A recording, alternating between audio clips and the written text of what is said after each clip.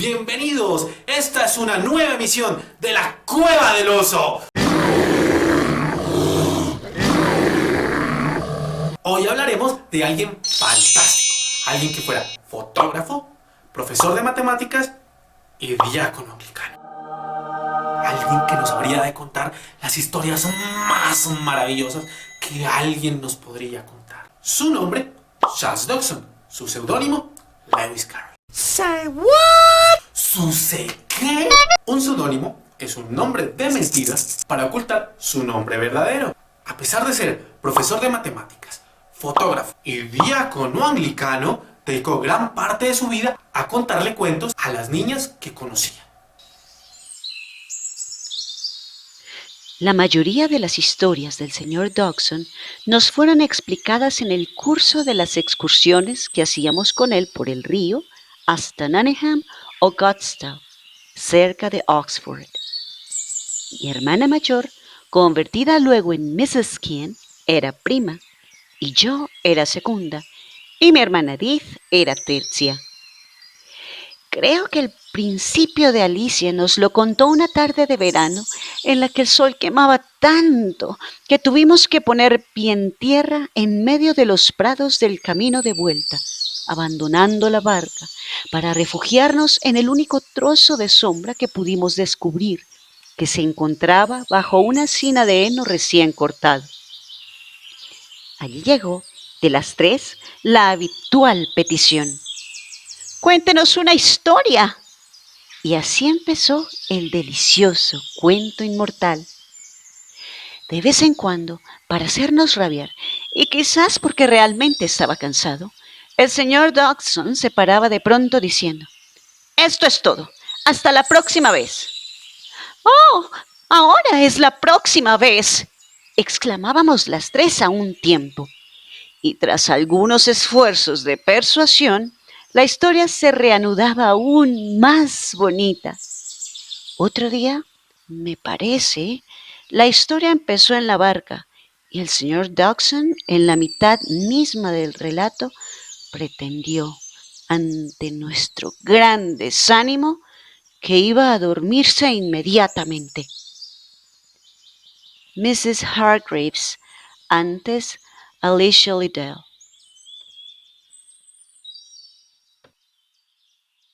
Y fue así como nació una de las historias más maravillosas de todos los tiempos. Alicia en el País de las Maravillas. Pero ¿por qué un matemático habría de crear un país de las maravillas? Una posibilidad es que nos quisiera enseñar a pensar a partir del absurdo. En primer lugar, diseñó la pista para la carrera, marcando una especie de círculo, sin que importara la forma exacta, según dijo él mismo. Inmediatamente se fueron colocando los participantes en esa línea. No ninguna orden específica como el tradicional «en sus marcas, listos», sino que todo el mundo se puso a correr a su antojo, de manera que no había forma de saber cuándo había que parar. Así corrieron más de media hora, y cuando el dodo consideró que ya todos se habían secado, gritó: «¡Se acabó la carrera!». Y entonces todos se agruparon a su alrededor, muy inquietos por saber quién había sido el ganador. El responder a esa pregunta no era cosa fácil, por lo que el dodo permaneció un buen rato con un dedo en la frente, posición que en muchas de las obras de Shakespeare significa un profundo estado de reflexión. Mientras los demás guardaban un respetuoso silencio, finalmente dijo: «Todos han resultado ganadores y por tanto todos recibirán premios». Pensemos, ¿qué es lo más raro en esta escena y por qué? Exactamente, todo juego tiene que tener reglas, tiene que tener un principio y tiene que tener un fin. Vamos con otro pedacito de relato. ¡Es desesperante!, dijo Alicia dirigiéndose al león. No le importaba que la llamaran monstruo.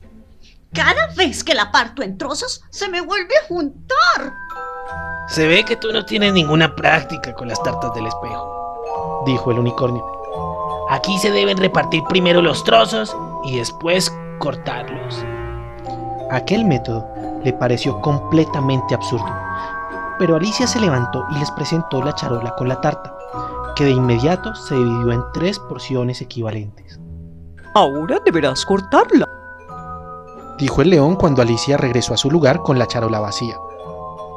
A mí me parece que esto no es justo, Gritó el unicornio mientras Alicia, con el cuchillo en el aire, miraba desconcertada hacia la charola vacía.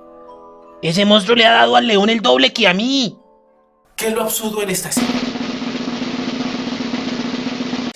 ¡Correcto! Cuando partimos un ponqué, lo dividimos en partes.